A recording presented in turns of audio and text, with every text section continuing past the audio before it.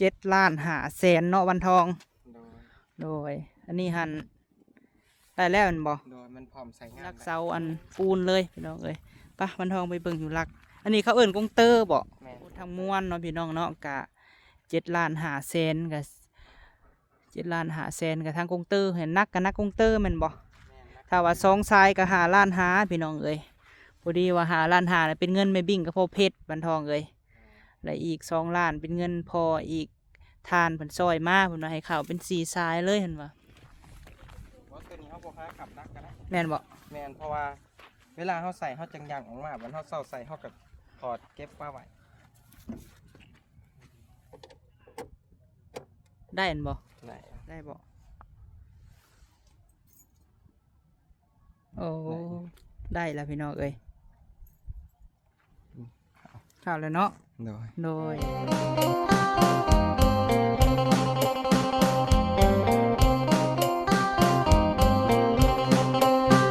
กับทักทายสบายดีพี่น้องสุขุสุคนพี่น้องเอ้ยพบพ่อกับบ่าวพามีกะนี่แหละพี่น้องเอ้ยมื้อนี้เพิ่นมาใส่ลักไฟให้เนาะใส่กงเตอร์ให้พร้อมพี่น้องเอ้ยแต่เฮากับบ่ได้ถ่ายใกล้พี่น้องเอ้ยเพราะว่าเพิ่นบ่ให้ถ่ายใกล้เนาะพี่น้องเนาะก็สิถ่ายให้เบิ่งใกล้ๆแหละพี่น้องเอ้ยจังได๋ก็ขอบคุณทางแม่บิ่งกับพ่อเพชรเนาะแล้วก็ทางพ่อลุงวันพี่น้องเอ้ยทางเงินแม่บิ่งก็5,500,000เป็นไฟ2 สายพี่น้องเอ้ยบัดนี้พ่อลุงวันเพิ่นตื่มใส่อีก2,000,000เนาะพี่น้องเนาะพอดี7,500,000พี่น้องเอ้ยตอนนี้ก็เพิ่นมานะไฟให้ของมีตู้ค้ำนี่เพิ่นว่ารออีกพี่น้องเอ้ยเพราะว่าเอกสารหันเขาส่งไปประมาณ2-3 มื้อห่างกันเนาะพี่น้องเนาะเดี๋ยวนี้ก็เบิ่งก่อนหักเพิ่นตั้งรักเลยพี่น้องเอ้ยเพราะว่าช่วงที่ว่าเข้าไฟเฮือนมีตู้ค้ำได้เอกสารว่าพอมีเป็นคนแลนพี่น้องเอ้ยแต่ช่วงนั้นก็ค่าเฮ็ดเวียกเฮ็ดหันเฮ็ดนี่แน่กับป้ากันประมาณ3 มื้อพี่น้องเอ้ย3-4 มื้อนี่แหละเนาะที่จำได้ฮะ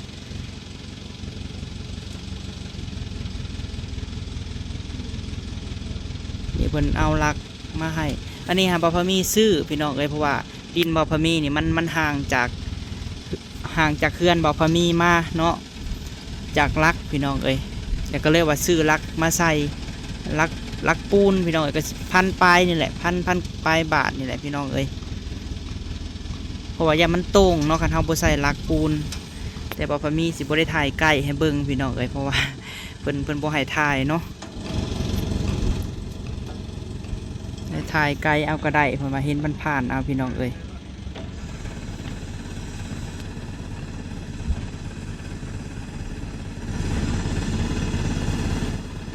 ว่าเฮาก็ใส่แจหัวทางของเฮาแหละพี่น้อง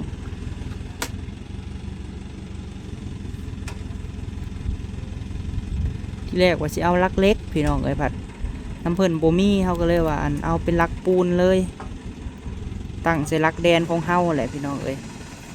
หากเพิ่นลงกงเตอร์หั่นมิเตอร์ไพ่บอกภาษาไทยเพิ่นเอิ้นให้อยู่นอกพี่น้องเอ้ยแต่ว่าลักนี่เพิ่นสิมาใส่ไว้ลักเพราะว่าเฮาบ่ทันต่อเข้าเฮือนเด้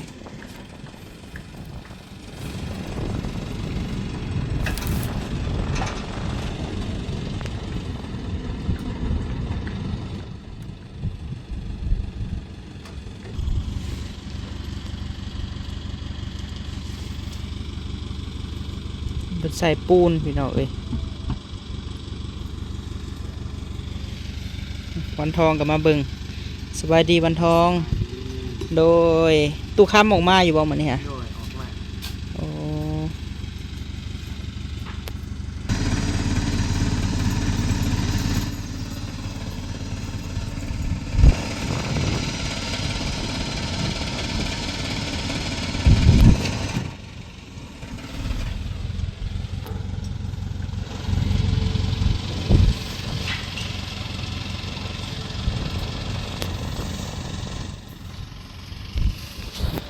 ตัดภาพมาสบายดีลาตี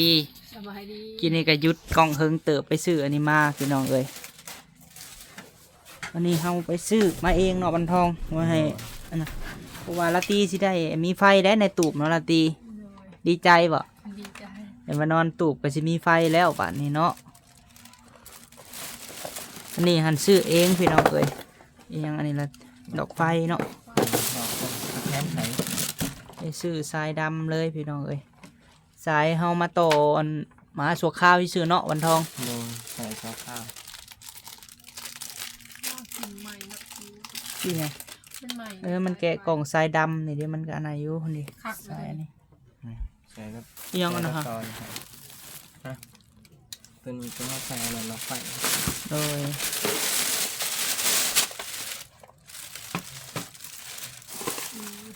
เดี๋ยวเขาไม่ตุกค้ำอันนี้ค่ะยวงเขาไม่แถวค้ำเดี๋ยวเขามาใส่ในนอกละพี่เอ้ยคิดว่าเนี่ยมาเขา เสือเนี่ยมาเขาอาทีสิบได้นั่นแล้ววันนะ อันนี้ ของผู้วง เจรถ เออให้ยกมาเบิ่งดูค่ะวันทองกันนะฮะ อะไร ปั๊มนี่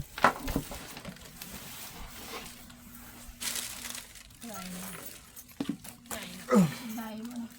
ได้ ใส่ข่าวมาในบัตรดิสื่อสายหน่อย เลย มันได้อยู่ อันนี้หันปั๊มน้ำเนาะ โด มึงดู ย ค่ะ เขาเอิ้นอีหยังบ้านเขาเอิ้นได้บ่ ได้ ได้ ได้จุ่ม 2 ล้านปลายพี่น้องเอ้ยอันนี้หันขอบบุญขอบคุณทางแม่บุญทวีพี่น้องเอ้ยเพิ่นอยู่ทางออสเตรเลียเนาะทางแม่เพิ่นซื้อให้เพราะว่าเพิ่นก็อยากให้จุ่มลงเลยก็มาน้ำมาในละติเอ้ยเงินซ่านนี่แหละ ตัวนี้หันทามเพิ่นว่าตัวนี้หัน25 เมตรก็ได้เพราะว่าก็สิเอาน้อยกว่านี้หรือว่าใหญ่กว่านี้มันก็อันนั้นหั่นนะใหญ่กว่านี้ก็ยันน้ำเบิดความหมายฮะมันแห้งโพดหั่นนะเอาประมาณตัวนี้แหละ เข้าไปเท้ากันเป็นเท่านี้บ่ ซ้ำกันก็ไม่เท่าก็ได้ตัวนี้เนาะ สำคัญ ของตุกคำกัน สำคัญบอกด้วยความของเราสีเขียวนี่ โดย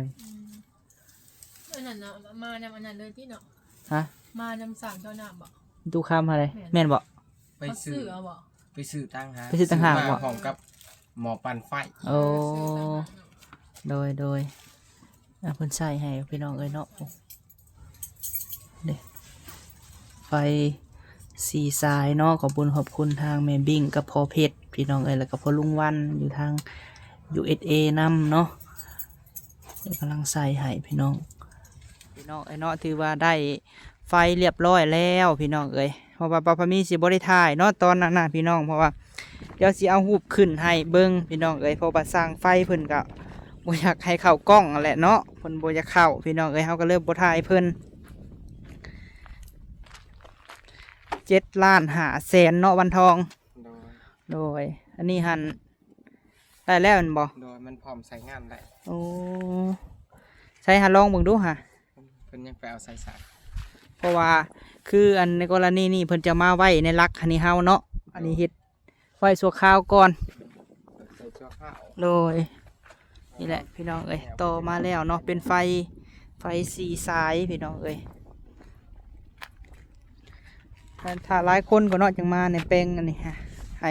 เอาปั๊มน้ำใส่หั่นนะ โดยทอ18เป็น โอ้ ตัวนั้นทอซ่า พอดีขามือเพิ่นเฮ็ดพี่น้องเอ้ยแบบอีหยังก็อยู่น้ำเพิ่นข่อยก็บ่เป็นเอิ้นเขาเอิ้นอีหยังอันนี้ฮะขาล่างขาซ้ายมันบ่ โดยล่างกับสายไฟ โดย จะลองว่าบ่ดูหาข่อยหาบ่จักข่อยน่ะมีสายไฟเห็นบ่ โดยมีสายไฟแล้วก็มีล่าง แล้วก็มีแบ็กเกอร์ โดย 2-3 อย่าง แล้วก็ทั้งลักน้ำแม่นบ่ โดย ทั้งลักเสาไฟน้ำเพราะว่าเฮือนบ่พอมีหั่นมันโต่งโพดเนาะเพราะว่ามันข้ามทางมา โดย มีเสาไฟน้ำรวมเบิดทั้งค่ามือเพิ่นเฮ็ดให้พี่น้องเอ้ยแม่น 4,000 กับ 100 บาท และค่าอันกงเตอร์หรือว่าค่าอีหยังมันน่ะรวมเบิดเลยหั่นที่ว่าเพิ่นมาอันน่ะให้นะแม่น7,500,000กับ 4,100 บาทเป็นเงินบาท 4,100 บาทนี่แม่นค่าทรายค่าลักค่ามือเฮ็ดน่ะแม่น1,000 บาทโดยไปเฮาไปเบิ่งทางนอกก่อนมันทองเพราะว่าบ่พอมีกับบ่จักคำสิว่าคันว่าวันทองเพิ่นบ่มานะเพราะว่าบ่จักแนวเอิ้นพี่น้องเอ้ยบ่ฮู้ อย่างดีใจเนาะเห็นว่าได้ไฟแล้วพี่น้องเอ้ย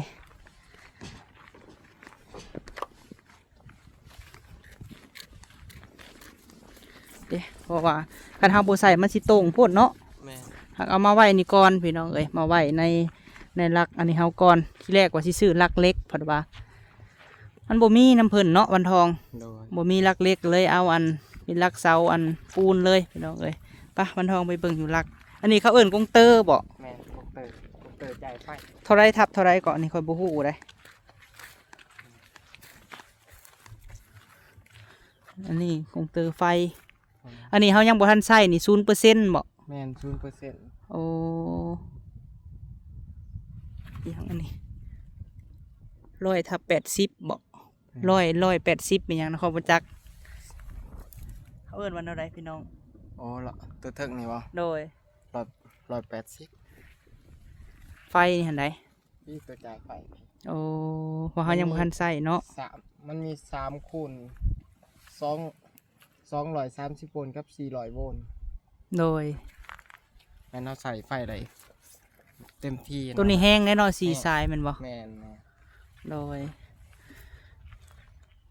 เพราะว่าทั้งหมดทั้งมวลเนาะพี่น้องเนาะกะ7,500,000กับ7,500,000กับทางกงเตอร์เห็นนักกับนักกงเตอร์แมันบ่ถ้าว่า2สายก็5,500,000พี่น้องเอ้ยพอดีว่า5,500,000น่ะเป็นเงินไม่บิ่งกับพ่อเพชรบันทองเอ้ยและอีก2ล้านเป็นเงินพออีกทานเพิ่นซอยมาเพิ่นว่าให้เข้าเป็น4สายเลยเห็นว่านี่แหละเนาะอันนี้หันบ่ได้ย้ายเลยแมันบ่อยู่นี่เลยแม่นบ่ แม่นตัวนี้มันอยู่นี่เด้อ โอ้ เพิ่นจะใหญ่ตั้งแต่ตัวนั้นเพราะว่าเพิ่นให้ใส่ซัวข้าว โดย เพราะว่าเฮายังบ่ทันได้ ก็มีเฮือนก็เอาเข้าเฮือนเลยเนาะ มันจะได้ยกใส่เฮือน บ่ได้เชิงดินเข้าตีนนี่เนาะเชิงดินเฮาเองเนาะนี่พี่น้องเอ้ยไปลองเสียบเบิ่งลาตีเพิ่นก็คือสิได้บ่มืดและมื้อแรงเนาะ ใส่สว่างเลย เพิ่นบ่ได้อันพอสิหาเจ้ามาอันใช้ให้ก็ได้ละว่าดอกไฟนี่ โดยใส่คือกัน โดยเพราะว่าทรายนี่เฮาได้ซื้อเองแม่นบ่วันทอง แม่นเข้าไปซื้อ ปกติหันเจ้าของดินเพิ่นว่ามีแต่2ทรายแม่นบ่แต่ว่าเฮาต้องซื้อเติมอีก2แม่นบ่วันทอง โดย ไปคงเพิ่นแล้วค่ะ เอาตัวนี้ไปปลูกกันก็ได้สายใหญ่นี่ ได้บ่ นี่วะ โดย มาก็สับเจ้าก็ได้มาลองซื้อ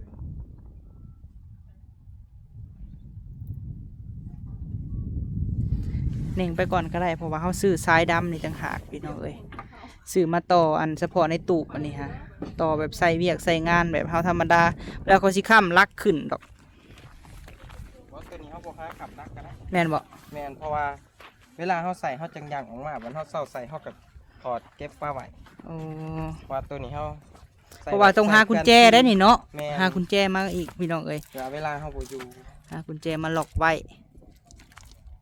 แบบตัวนี้เฮาเฮ็ดแบบเคลื่อนที่เลยเฮาบ่ใส่ลัก เลย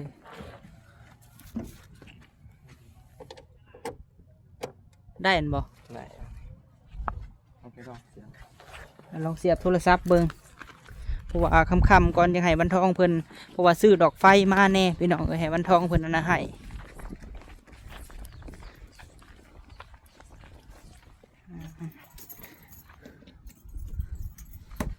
ได้บ่โอ้ได้แล้วพี่น้องเอ้ยข้าวแล้วเนาะ โดย โดยถอดออกลูกก็ได้เพราะว่ามื้อแรงลาตรีเพิ่นก็สิบ่ได้อยู่มืดแล้วพี่น้องเอ้ยเพิ่นนอนเฝ้าเครื่องยังตู้ค้ำบัดนี้ฮะวันทองเอ้ยช่วงนั้นนะแลนของตู้ค้ำหันเอกสารหันแลนพร้อมกันแต่ว่าสมโนครัวหันค่อยก๊อปไปน้ำหลังก็สิลื่นกันประมาณ 3-4 มื้อนี่แหละช่วงหน้าก็ได้อีกบ่โดนดอกเพิ่นว่า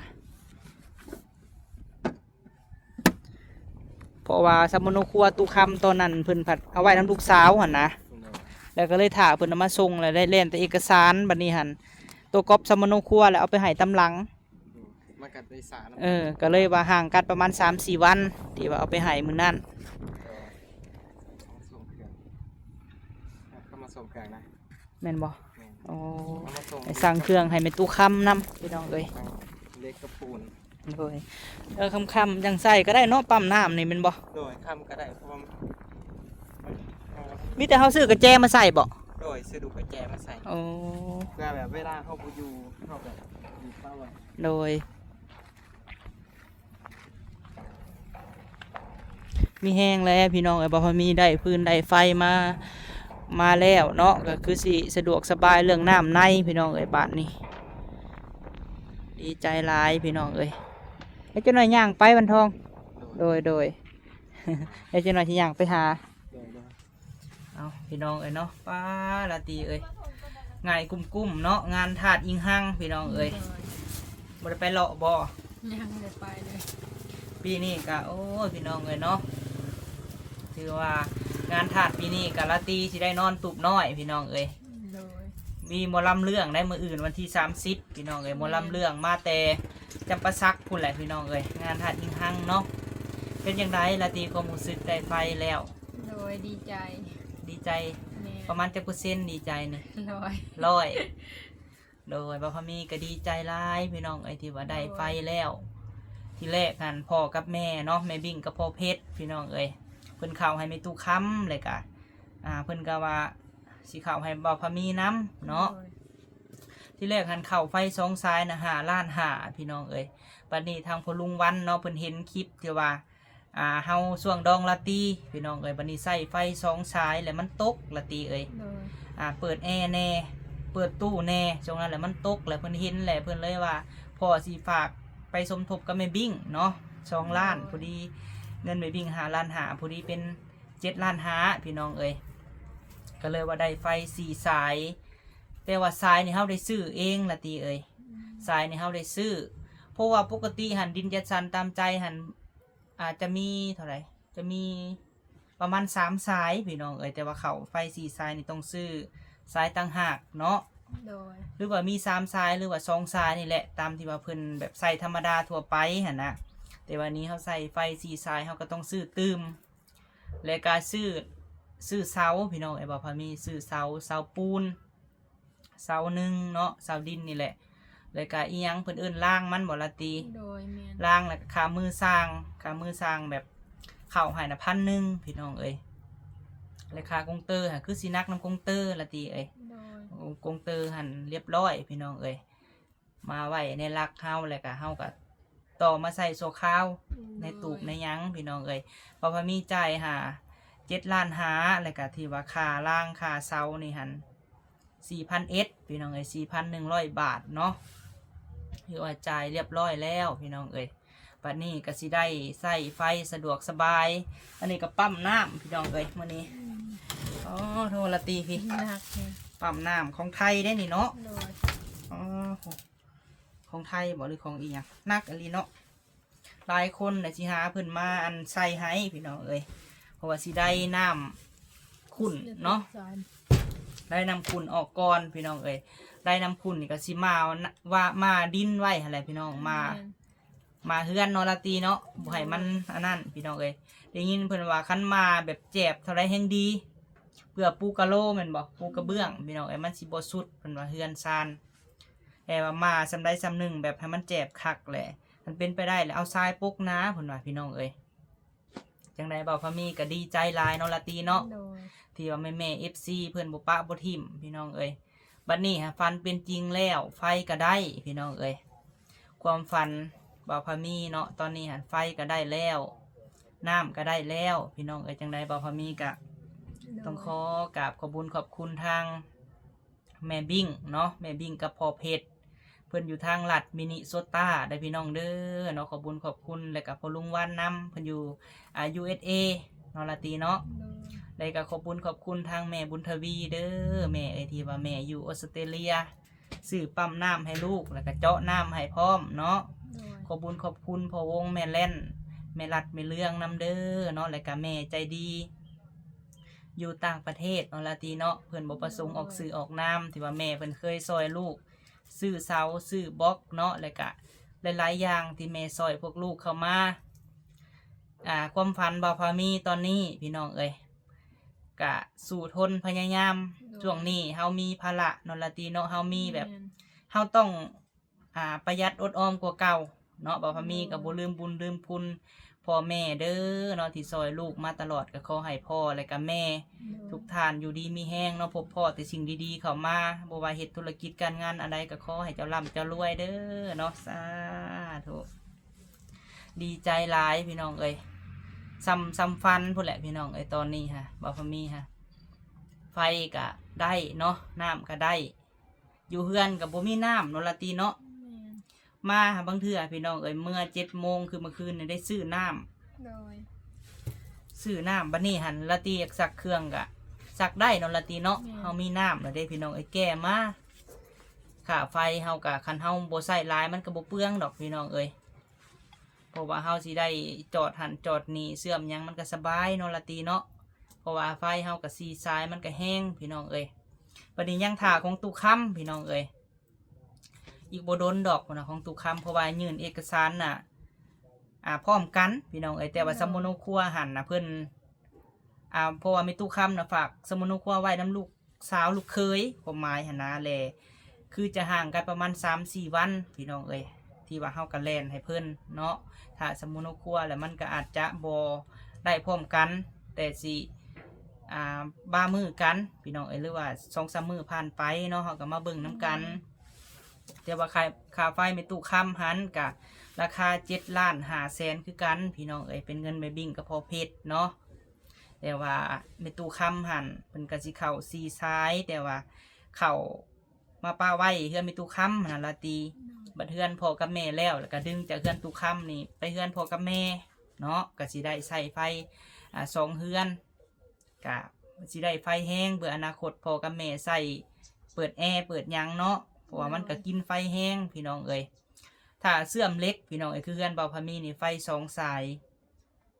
ตัดเนาะละตีเนาะ แม่น ขนาดต้มน้ำมันยังก็หรือว่ามันเป็นน้ำดึงไก่บ่หรือว่าแนวใดพี่น้องเอ้ยแต่ว่าที่แน่ๆนะเปิดแอร์นี่มันก็จะบ่เต็มพี่น้องเอ้ยไฟหั่นเนาะและคือมีงานเปิดตู้หยังก็สิตัดเลยตัวแอร์นี่เนาะละตี โดยมันกับบทเต็มแบบขนาดเปิดหมอ แม่น นะฮะนะ หมอยังหมอแดง เอิ้นหมอไฟฟ้า หมอกินสินดาดสินจุ่มเนาะก็ยังบ่พอพี่น้องเอ้ย แม่น เฮาก็ฮู้สาเหตุว่าเฮือนเฮานะมันดึงไฟไกล แม่น 2 สายเลยสายน้อยสายไกลพี่น้องเอ้ยแต่เอาพอลุงเพิ่นก็ร่วมสมทบกันไม่บิ่งกับพ่อเพชรพี่น้องเอ้ย โด คือว่าปานนี้ก็ทั้งอ้ายก็โอ้ละตีเอ้ยช่วงนี้ก็ดีใจเนาะเลยก็ แม่น จากที่ว่าเฮาเก็บหิโฮมพี่น้องเอ้ยช่วงนี้บ่พามีก็ต้องประหยัดขึ้นหลายกว่าเก่า โดย เพราะว่าทุกๆวันที่30บ่พามีสิแบ่งจ่ายค่าที่นำ 4,000 กว่าบาทละตีเอ้ย โดย ถ้าว่าเฮามีหลายพี่น้องเอ้ยนอกจาก 4,000 มีฮอด 10,000 ก็ไปถอกให้เพิ่นก็สิเบิดไว้เพราะว่ากำหนดแม่น48 เดือนที่ว่าเฮาผ่อนที่พี่น้องเอ้ยเนาะแต่ช่วงนี้พี่น้องเอ้ยบ่พอมีก็สิจ่ายตามที่ว่า 4,000 กว่าบาทนั่นแหละเพราะว่าบ่พอมีต้องญาติใช้จ่ายในเฮือนในซ่านนำคือหลักๆก็สิพยายามเฮ็ดเฮือนพี่น้องเอ้ยเฮ็ดสำเฮามีสำเฮาสำแฮงเฮาเนาะละตีเนาะ โดย เดี๋ยวจังหน่อยผู้เพิ่นบ่เข้าใจเพิ่นว่าเฮ็ดให้ผู้ใหญ่ซอยแบบซั่นแบบซี่อันนี้ก็แล้วแต่แม่ FC เพิ่นสิคิดเห็นเนาะละตีเนาะเพราะว่าเฮาก็เฮ็ดของเฮาบ่พอมีก็ดีใจที่แม่ FC นี่บ่ปะบ่ทิ่มพี่น้องเอ้ยคือจังเช่นแม่บุญทวีเนาะละตีเนาะ โดย แต่กี้ก็เคยซอยบ่พอมีเฮ็ดเฮือนเฮ็ดซ่านให้อยู่ปัจจุบันนี่แหละพี่น้องเอ้ยเฮือนที่ว่าอยู่เฮานอนคุมื้อนี่ก็เฮือนแม่บุญทวีเฮ็ดเริ่มแรกก็ต่อมาก็พี่ละไม้เนาะ เฮ็ดให้เฮาก็สิว่าจังได๋ผู้ใหญ่ซอยแหละบ่พามีหั่นคันเพิ่นซอยเนาะละติเนาะแต่เฮายังอยู่จุดเก่าพี่น้องเอ้ยเพิ่นก็คือสิว่าแนวใดสิให้เพิ่นซอยตลอดมันก็เป็นไปบ่ได้แม่นบ่ โดย บัดนี้เฮาเฮ็ด YouTube พี่น้องเอ้ยคือบ่ว่ามีว่าและได้คำบาทหนึงพี่น้องเอ้ยตะกี้หั่นช่วงขายคำส่วนนั้นก็ได้50,000ปลายเนาะ แม่น แล้วก็ใส่จ่ายหันนี่แล้วก็มาผ่อนดิน 20,000พี่น้องเอ้ยก็ขายบัดนี้หันผ่อนดิน โดย แล้วก็เฮ็ดหันเฮ็ดนี้พี่น้องเอ้ยผู้ใหญ่เพิ่นก็คือสิดีใจที่ว่าบ่พอมีที่มีทางแล้วก็มีดินตัวเองเป็นตอนใหม่เนาะละติเนาะ โดย แล้วก็อดทนแหละพี่น้องเอ้ยอดทนพยายามขอให้ความฝันตัวเองตอนนี้เป็นจริงทั้งสิซ่ากะบ่พอมีก็สิเฮ็ดไปพี่น้องเอ้ยซ้ำเหือซ้ำแห้งเฮาเนาะละติเนาะ โดย เรือนซานปัจจุบันนี้พี่น้องไอ้ผู้ใหญ่เพิ่นเฮ็ดไถอยู่หลังนั่นกะ บ่แม่นว่ามีดินใหม่แล้วสิปะสิถิ่มก็บ่เด้อแม่ๆ FC เอ้ยเพราะว่าเฮือนหลังนั้นบ่พอมีเฮ็ดก็เบิดหลายแล้วเนาะละติเนาะมาต่อเติมอีกทั้งเพดานต่อออกอีกก็เบิดเป็นแสนกว่าพุ่นพี่น้องเอ้ยคันว่าเฮาสิเฮ็ดอยู่หันพี่น้องเอ้ยตอนนี้หันให้คิดเบิ่งว่าน้ำก็บ่มีเนาะละติเนาะน้ำนี่ต้องได้ซื้อ แม่น บัดนี้หันคือมาแบบซี่พี่น้องไม่เท่านะอยู่ผู้เดียวปะไม่เท่าเนาะมันก็ไกลคนแน่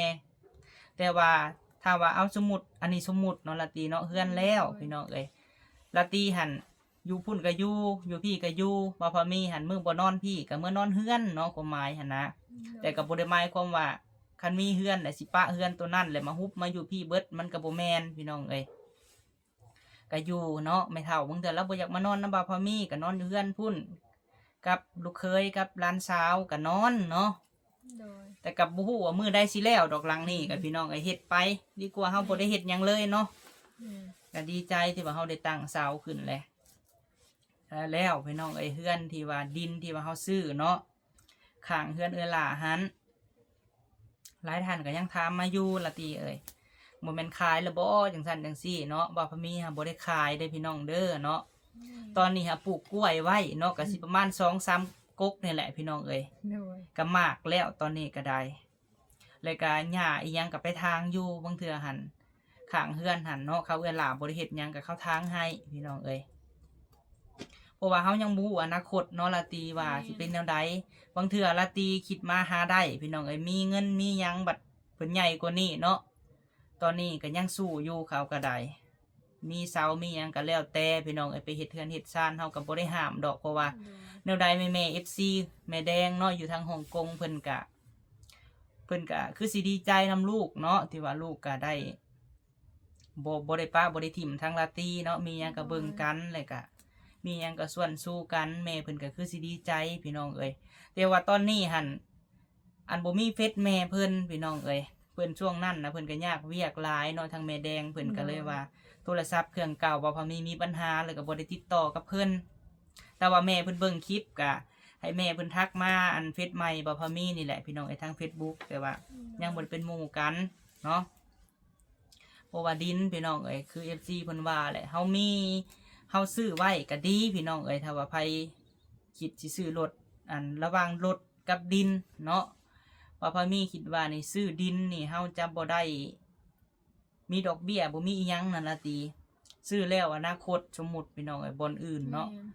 เฮาสามารถขายก็ได้คือสมมุติว่าแถวดินจัดสรรนี่นะล่ะติคือเพิ่นซื้อไว้ซะหน้าเฮือนเฮานี่เนาะหน้าดินอ้ายนี่ขายกันเป็นราคาพี่น้องรถนี่คันเฮาผ่อนบ่เบิดเพิ่นก็มาเอาคืนน่ะนะ โดย นั่นแหละบ่พอมีก็เตือนสติตัวเองมาตลอดพี่น้องว่าเฮามีสันใดเฮาก็เฮ็ดสำนั้นเนาะ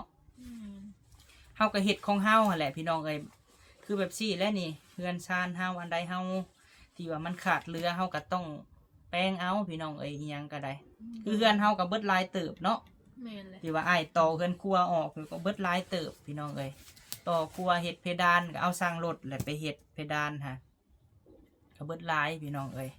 เอาจังไดบ่พอมีก็ขอบคุณหลายๆเด้อเนาะแม่ที่ว่าได้บ่ปะบ่ทิ่มพวกลูกจากบ่เตียงไปถ่ายแนวละตีเนาะอยู่ในตู้พี่น้องอันนี้หันซาวอันปิ้งเป็ดวัน 10,000 กีบเนาะละตี โดย ตอนนี้หันแล้วจนหยุบแม่นบ่ เห็นเพิ่นเศร้าไป เศร้าแล้ว เปิดวันใหม่แล้ว เปิดบนใหม่พี่น้องอันนี้หันจน25 ปีแล้วละตี19พี่น้อง24 25แล้วบ่พอมีก็ได้สู้มาตลอดพี่น้องสู้ชนมาตลอดเก็บโฮมที่เงินผู้ใหญ่ให้บ่พอมีอันบ่ซื้อพี่น้องครับบ่จำเป็นถ้าว่าเงินทุกกีบทุกบาทคือแม่ FC ให้หันบ่พอมีสิใส่ใจแบบอยู่ในกรอบพี่น้องเด้อบ่พอมีสิขอสัญญากับ FC ว่าเฮาสิบ่ไปลิ้นไปเที่ยวในสิ่งที่บ่ดีแล้วก็บ่ให้เฮ็ดให้ FC ผิดหวังเนาะพี่น้องที่ว่าแม่ FC ติดตามบ่พอมีโดยไปได้ก็บอกตัวเองพี่น้องก็บอกน้องอยู่ไปได้แต่ว่าให้มีขอบเขตคือว่าไปลิ้นไปยังแต่คันเป็นไปได้คือมีการมีงานเฮาก็ต้องไปพี่น้องเนาะถ้าว่าคือเฮาต้องโฟกัสเวียกงานเฮาพี่น้องซุมื้อนี้บ่พอมีบอกตัวเองจังไดเนาะต้องเบิ่งแม่เฒ่าให้แม่เฒ่าแบบ อยู่สนุกสุขสบายบ้านปลายเนาะพี่น้องเนาะผู้เฒ่าแล้วให้เพิ่นเห็นผลสำเร็จของหลาน แล้วก็บอกน้องได้พี่น้องเอ้ยเพราะว่าทุกสิ่งทุกอย่างเฮ็ดคลิปหรืออีหยังกันแนะนำน้องสาวน้องเคยอยากให้น้องนี่มีอยู่มีกินพี่น้องเอ้ยและป้าพามีกับสิบ่เฮ็ดให้แม่เฒ่านี่ผิดหวังเนาะถึงว่าความฝันเฮาจะซ่าแน่แต่เฮาก็สิพยายามเฮ็ดให้มันดีที่สุดพี่น้องเอ้ยพอแม่เฒ่าเราก็เคยเว้าว่าคือเงินเฮาให้ลาทุกกีบทุกบาทจะเห็นเบิดพี่น้องเอ้ยเนาะแล้วก็เราก็จะให้เฮาลูกหลานนี่ได้เนาะรถไฟละตี เพิ่นมาเพิ่นไก่ โอ้เอาพี่น้องเอ้ยว่าวลายแล้วบ่าวพามีก็ได้เนาะสำหรับคลิปนี้ก็ไปแล้วเด้อพี่น้องเอ้ยไปหาซื้อกุญแจมาล็อกอันเอาไว้ก่อนเนาะละตีเนาะมื้อแรงก็สิบ่ได้อันนั้นแหละพี่น้องเอ้ยขอบคุณถือว่าจ่ายเรียบร้อย7,500,000ได้ก็ค่าลักค่าล่างค่าทรายก็ 4,100 เนาะจ่ายเรียบร้อยพี่น้องเอ้ยไปสำหรับคลิปนี้ไปแล้วพี่น้องเอ้ยสบายดี